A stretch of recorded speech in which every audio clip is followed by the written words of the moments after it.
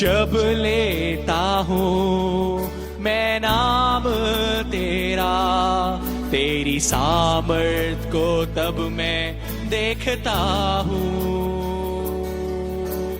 तुझसे मेली हर बरकत मुझे महफूज तेरे संग में रहता हूँ। जब लेता हूँ मैं नाम तेरा, तेरी सामर्थ को तब मैं देखता हूँ। तुझसे मेली हर बरकत मुझे महफूज तेरे संग में रहता हूँ। करता हूँ तेरा शुक्रिया मैं प्रभु, करता हूँ तेरा शुक्रिया मैं करता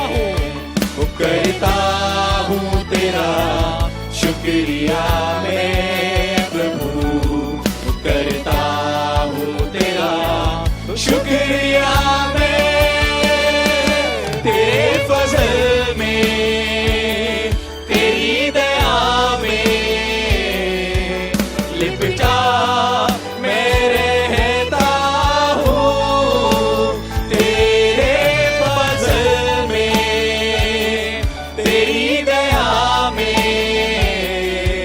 लिपटा मैं रहता हूँ, मैं रहता हूँ, मैं रहता हूँ, मैं रहता हूँ।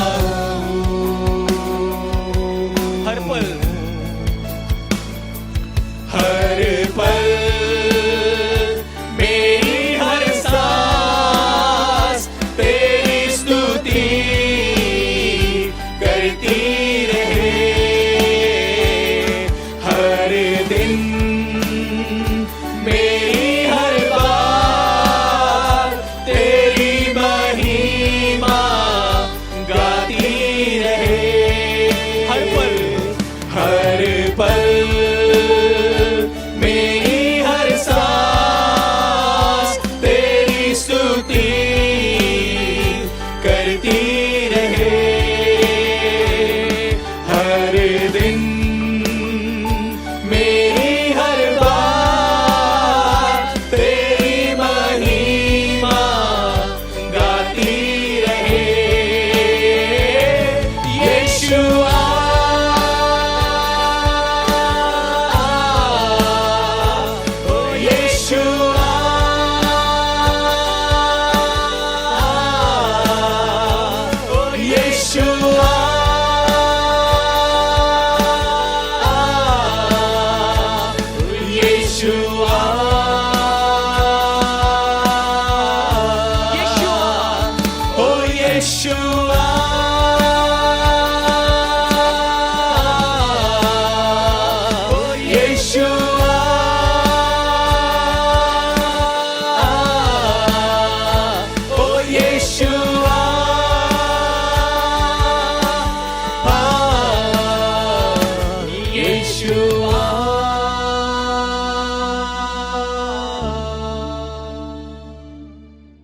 खुदावंद यीशु मसीह के मुबारक नाम में एक बार फिर आप सबको सलाम और उम्मीद करते हैं कि आज भी इस आराधना से आपको आशीष मिलेगी।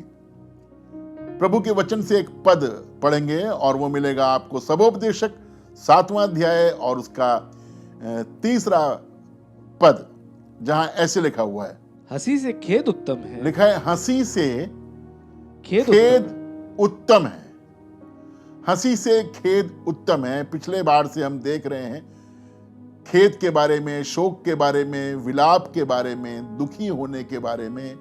ये सब आपस में एक दूसरे के पर्यायवाची हैं। हंसी से खेद उत्तम है। आगे पढ़ें। क्योंकि मुंह पर के शोक, क्योंकि मुंह पर के शोक से मन सुधरता है। मन सुधरता है। यहां पर मन के सुधरने की बात की जा रही है। मुंह पर का शोक मन को सुधार देता है। आप कह रहे होंगे कि फिर हंसना ही छोड़ दें, विलाप ही करते रहें। नहीं, दो तरह की हंसी होती है। एक हंसी खुदावंद के हुजूर और एक हंसी खुदावंद से दूर।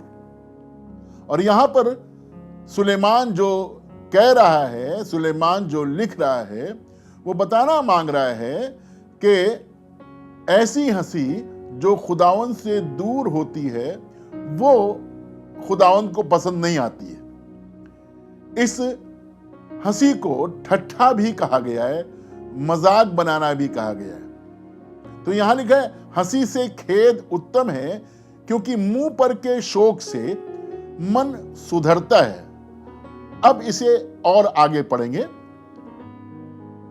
बुद्धिमानों का मन लिखा है बुद्धिमानों का मन शोक करने वालों के शोक करने वालों के घर की ओर लगा घर रहता की है। ओर लगा रहता है।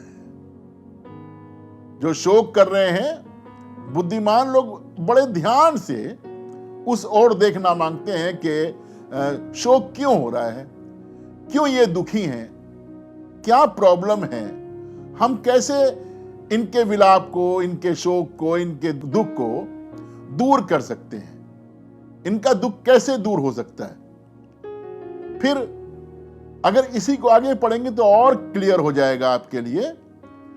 परंतु मूर्खों का मन, लिखा है मूर्खों का मन आनंद करने वालों के घर लगा रहता है। लिखा है मूर्खों का मन आनंद करने वाले के घर लगा रहता के घर लगा रहता है। जहां मजाक होता है, जहां हंसी होती है, ठट्ठा होता है, मूर्खों का मन वहां लगा होता है। तो अगर हम बुद्धिमान हैं तो हम ध्यान देंगे कि अगला आदमी दुखी क्यों है, शोकित क्यों है, उसकी परेशानी क्या है। लेकिन अगरचे हम मूर्ख हैं तो हमारा सारा ध्यान हंसी मजाक की ओर ही लगा रहता है। आगे पढ़ें। क्योंकि मूर्ख की हंसी लिखा है क्योंकि मूर्ख की हंसी हांडी के नीचे जलते हुए, लिखा मूर्ख की हंसी हांडी के नीचे जलते हुए कांटों की चरचराहट के समान कांटों होती की है। चरचराहट की तरह होती है। आजकल तो गैस का जमाना है, ये अनुभव बहुत कम लोगों को मालूम होता है। लेकिन हाँ, अगर आप गांव में जाएं तो आपको कहीं कहीं अब भी ऐसे वाले चूल्हे जलते मिल जाएंगे जो लकड़ी से जलते हैं। कैसी चरचराहट की आवाज होती है, कैसा धुआं उठता है, खाना पकाने वालों के आंसू निकल आते हैं। बिल्कुल ऐसे ही मूर्ख की हंसी होती है कि जब वो हंसता है तो लोग उसकी हंसी के कारण दुखी होते हैं और रोते हैं और मातम करते हैं। हमें ये वाली हंसी से दूर रहने की जरूरत है। हमें परमेश्वर के खेद को अपनाने की जरूरत है। परमेश्वर चाह रहा है कि हम दुखी लोगों के साथ में दुखी हों। भजन का लिखने वाला यूं कहता है कि क्या ही धन्य है वो पुरुष जो दुष्टों की युक्ति पर नहीं चलता और ना पापियों के मार्ग में खड़ा होता है और ना ठट्ठा करने वालों की मंडली में बैठता है। यहां पर चलना, खड़ा होना और बैठना, ये तीन बातें बताई गई हैं। ठट्ठा करने वालों की मंडली ऐसी मंडली होती है कि मनुष्य जाकर के बैठ जाता है, हम जाकर के बैठ जाते हैं और हमको बड़ा मजा आता है और फिर हम सब कुछ भूल जाते हैं क्योंकि बड़ा ठट्ठा हो रहा है और हमारा मन वहां पर लगा हुआ है। गलतियों 6 अध्याय और उसके 7 पद में ऐसे लिखा हुआ है, धोखा ना खाओ, परमेश्वर ठट्ठों में उड़ाया नहीं जाता। मनुष्य जो कुछ बोता है वही काटेगा। ठट्ठा करना अपने लिए ऐसी फसल बोना है जिसका परिणाम अच्छा नहीं है। परमेश्वर को ठट्ठों में उड़ाना अच्छी बात नहीं है। परमेश्वर की संगति को ठट्ठों में उड़ाना अच्छी बात नहीं है। मिस्र का राजा फिरौन मूसा से कहने लगा, कौन खुदा? मैं ऐसे किसी खुदा को नहीं जानता। ये वो खुदा है जो आपके दुख में दुखी होता है, जो आपकी पीड़ा में पीड़ित होता है, जो आपको आपके दुख में जाकर के आपको बचा लेता है। एक जगह ले चलना मांगता हूं आपको, और वहां यरूशलेम का पतन हो रहा है।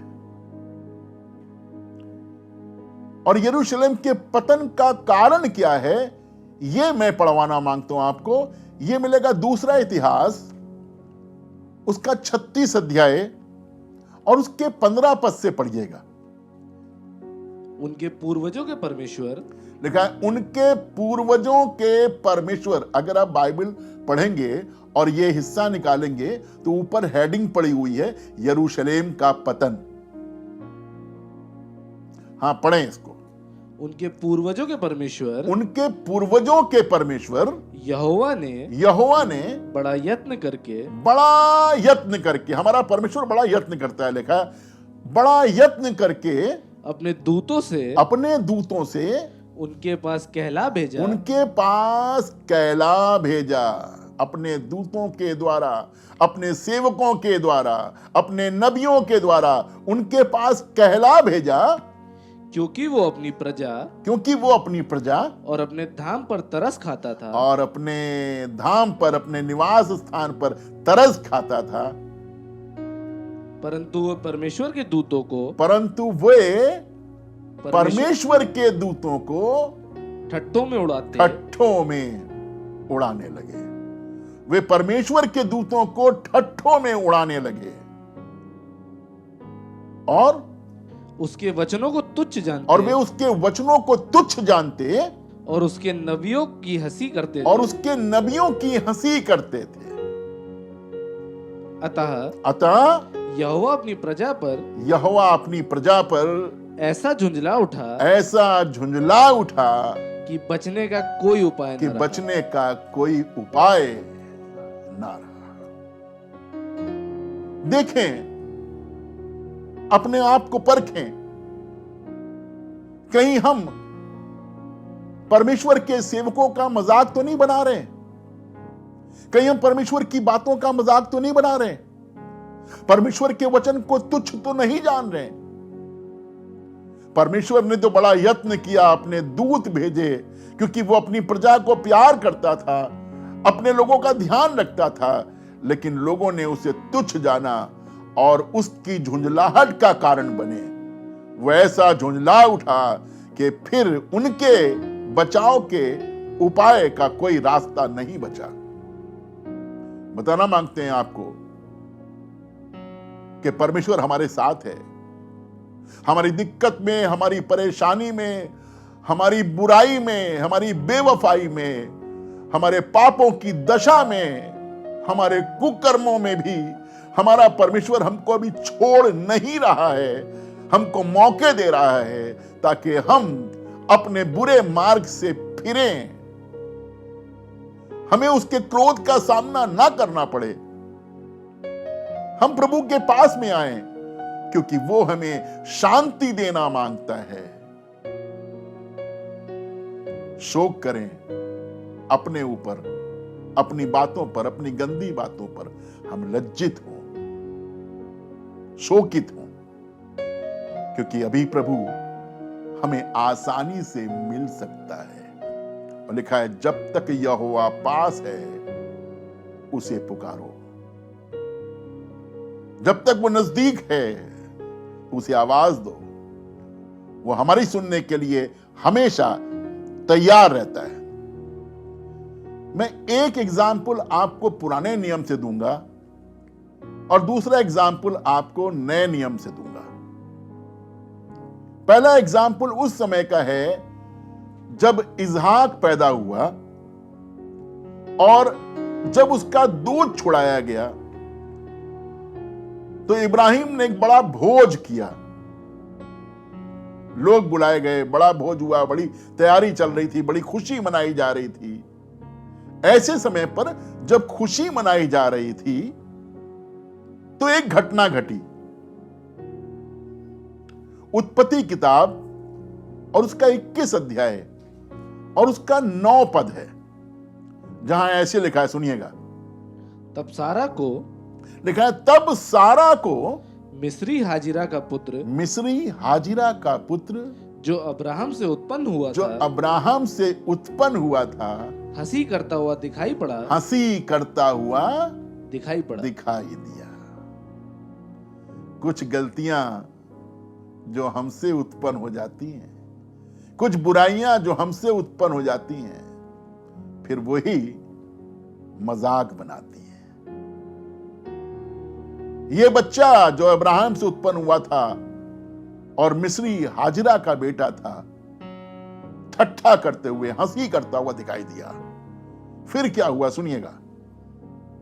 इस कारण उसने अब्राहम से कहा, सारा ने अब्राहम से कहा, इस दासी को पुत्र सहित, इस दासी को पुत्र सहित निकाल दे, क्योंकि इस दासी का पुत्र मेरे पुत्र इसहाक के साथ भागी नहीं होगा।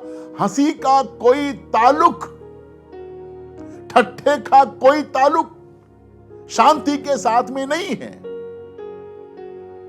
परमेश्वर ने हमें शांति दी है।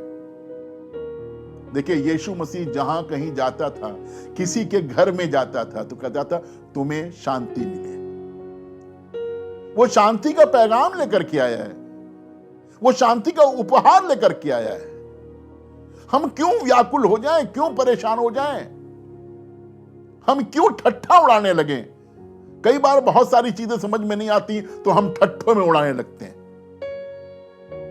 लेकिन सारा ने फैसला लिया कि ये दासी का पुत्र हमारे साथ रहने नहीं पाएगा, मेरे बेटे के साथ रहने नहीं पाएगा। आगे लिखा है, इब्राहिम इस बात से दुखी हुआ।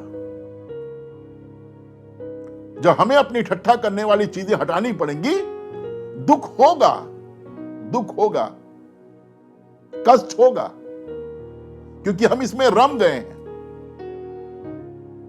लेकिन लिखा है, इब्राहिम ने सारा की बात मान ली और उन्हें निकाला। नए नियम में लेकर चलना मांगता हूं आपको, और यहां भी कुछ किस्सा इसी प्रकार से है कि याईर परमेश्वर का दास है, याजक है, और उसकी बेटी मर गई। यीशु मसीह भीड़ के साथ में हैं, उपदेश कर रहे हैं, लोगों को अच्छा कर रहे हैं। उसी समय का किस्सा है, 12 वर्ष से लहू बहने वाली स्त्री चंगी हो गई। ये याईर बहुत देर से यीशु मसीह से कह रहा था, मेरी बेटी बीमार है, चल करके दुआ कर दे, उसे अच्छा कर दे। थोड़ी देर में याईर के घर से खबर आती है कि अब गुरु को दुख ना दे, तेरी बेटी मर गई। यीशु मसीह ने कोई ध्यान नहीं दिया कि वो क्या कह रहा है। यीशु मसीह ने उसके घर जाना डिसाइड किया। जब यीशु मसीह घर गया तो उस समय की किस्सा पढ़वाना मांग रहा हूं आपको। मरकुस रचित सुसमाचार उसका 5वां अध्याय उसकी 38 आयत से पढ़ना शुरू करें। आराधनालय के सरदार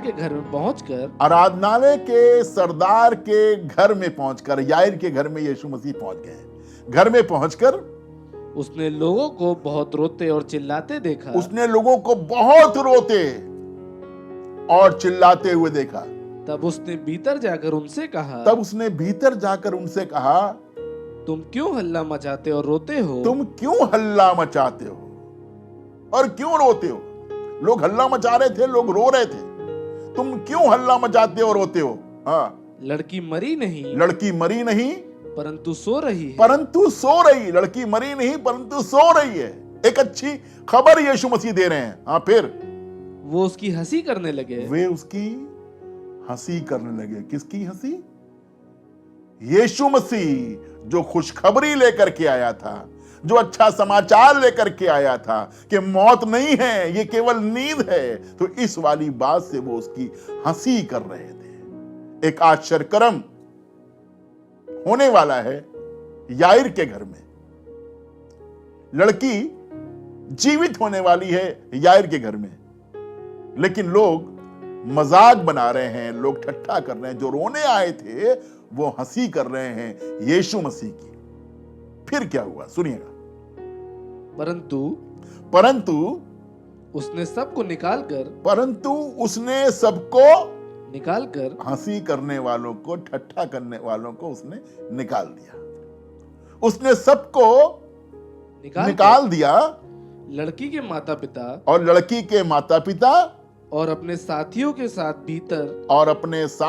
साथ भीतर जहां लड़की पड़ी थी गया, वहां गया। आप सुनिएगा, ध्यान से पढ़िएगा तो वहां पर लिखा है, उसने पतरस, याकूब और यूहन्ना को लिया और लड़की के माता पिता को लेगा। अगर आप पढ़ेंगे तो वहां पर लिखा हुआ ऐसे कि लड़की के माता पिता को लिया और अंदर गया और लड़की का हाथ पकड़ करके उससे कहा तलीता कूमी, हे लड़की मैं तुझसे कहता हूं उठ। और लड़की तुरंत उठकर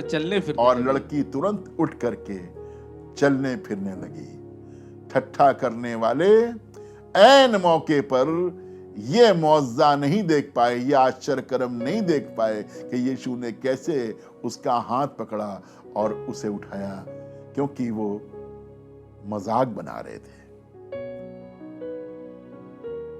आश्चर्यक्रम केवल उन्होंने देखा जो यीशु मसीह को फॉलो कर रहे थे, यीशु मसीह के पीछे चल रहे थे, यीशु मसीह की बात मान रहे थे। मैं भी कहना मांगता हूं आपसे कि आप सर्कमस्टांसेस जो आपके विश्वास के कारण आपको समझ में नहीं आ रहे हैं, आप उसमें उनकी हंसी ना उड़ाइए। आपकी किसी प्रार्थना को उत्तर नहीं मिला, आप हंसी ना उड़ाइए। ऐसा नहीं हो सकता कि आपकी प्रार्थना का उत्तर नहीं मिला हो। परमेश्वर प्रार्थना का उत्तर जरूर देता है, लेकिन ये तो आप भी जानते हैं, लेकिन हमारी समझ में नहीं आता है कि उत्तर दो प्रकार के होते हैं। एक उत्तर हां में होता है और एक उत्तर ना में होता है।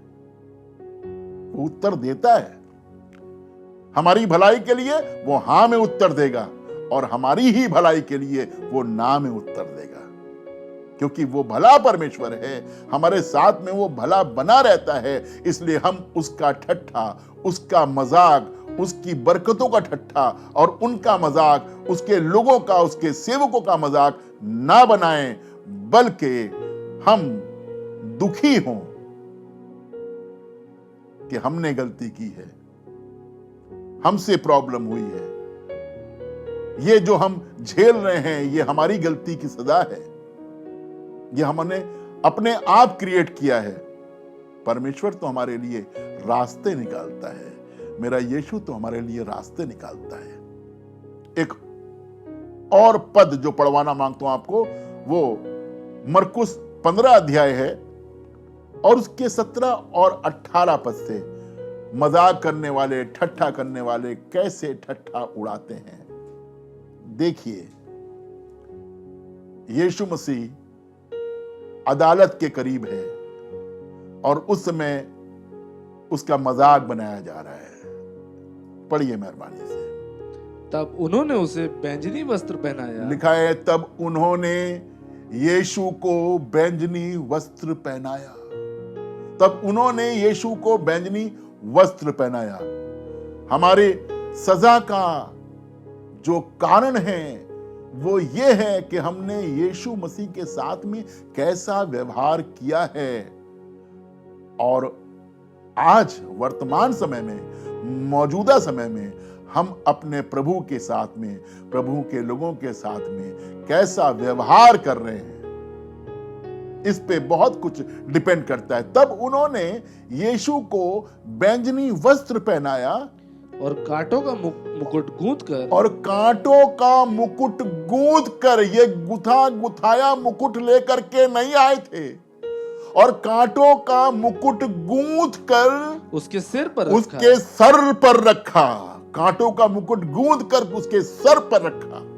सर पे गूंथ रहे थे मुकुट को, सर पे रखा, और ये कहकर उससे नमस्कार करने और लगे, ये कहकर उसे नमस्कार करने लगे, हे यहूदियों के राजा, हे यहूदियों के राजा, नमस्कार। नमस्कार। वे उसके सिर पर सरकंडे मारते, वो कांटों का ताज तो सर पे रखा हुआ था, और वो उसके सर पे सरकंडा मार रहे थे, और उसके सर पर थूकते, और उसके सर पर थूकते, सर पर थूकते थे, और घुटने टेक कर उसे प्रणाम करते, और घुटने टेक करके उसे प्रणाम करते थे। घुटने टेक रहे हैं, सर पर ताज पहना रहे हैं कांटों का, सरकंडा मार रहे हैं, लेकिन ये सब प्रभु का मजाक बना रहे हैं। लिखा, जब वे उसका ठट्ठा कर चुके, जब ठट्ठा कर करके ऊब चुके, तो उस पर से बैंजनी वस्त्र उतार कर उसी के कपड़े पहनाए, और तब उसे क्रूस पर चढ़ाने के लिए बाहर ले गए। कितना ठट्ठा, कितना मजाक बनाएंगे। हमें मालूम होना चाहिए कि हमारे प्रभु के निकट आनंद की भरपूरी है। हमें प्रभु में आनंदित होना है, प्रभु में मगन होना है। पौलुस ने बार बार प्रेरित किया है कि मैं तुमसे कहता हूं कि प्रभु में आनंदित रहो, और प्रभु में सदा आनंदित रहो। ठट्ठा करने को नहीं कहता है, मजाक बनाने को नहीं कहता है। उससे तो अच्छा है कि हम अपने ठट्ठे पर, अपने मजाक पर शोकित हों, माने कि हमने गलत किया है, हम बहुतों के लिए ठोकर खाने का कारण बने हैं, हमसे लोगों को आशीष नहीं मिली है। और जब हम ये वाली बातें मान लेंगे तो मैं आपसे सच कहता हूं, आप बहुतों के लिए शांति का कारण बनेंगे। प्रभु की शांति आपको मिलेगी, और आप बहुतों के लिए शांति का कारण बनेंगे, क्योंकि इतना सब कुछ सहने के बाद भी मेरा यीशु मसीह कहता है, हे पिता, इन्हें क्षमा कर, क्योंकि ये नहीं जानते कि ये क्या करते हैं। प्रभु के चरणों में आ जाइए, सब कुछ भुला देगा, सब कुछ पीठ के पीछे फेंक देगा। आपके पाप अर्गवानी रंग के क्यों ना हो, बैंगनी रंग के क्यों ना हो, कितने गंदे हों, वो क्षमा करने के लिए तैयार है, क्योंकि वो आपसे प्यार करता है। आइए प्रार्थना करें। प्यारे खुदावंद, हम शुक्रगुजार हैं, तुम्हारा खुदा है। हम अक्सर गलतियां करते हैं, हम अक्सर ठट्ठों में तेरी बातों को तुझे उड़ाते हैं, लेकिन तू ऐसा प्रभु है कि हमें क्षमा करने के लिए हमेशा तैयार रहता है। हां प्रभु, आज तेरा दास होने के नाते मैं ये एक्नॉलेज करता हूं कि हम में से बहुत से लोग मजाक बनाने के कारण, ठट्ठा करने के कारण, तुझे ना पहचानने के कारण दुखी हैं, पीड़ा में हैं, बीमारी में हैं, मौत के करीब हैं। लेकिन खुदावंद, तू ही है जो इन सब बातों से, इन सब परिस्थितियों से हमारे लोगों को उबार सकता है। अपना हाथ बढ़ा और छू ले प्रभु, सारे अधर्म को क्षमा कर दे, पापों को क्षमा कर दे, और अपने लहू से इनके हृदयों को शुद्ध कर दे। अपना ले प्रभु, इन्हें अपनी मंडली में स्वीकार कर, तेरे हाथों में सौंपते हैं। प्रभु यीशु मसीह के नाम से मांगते हैं, आमीन।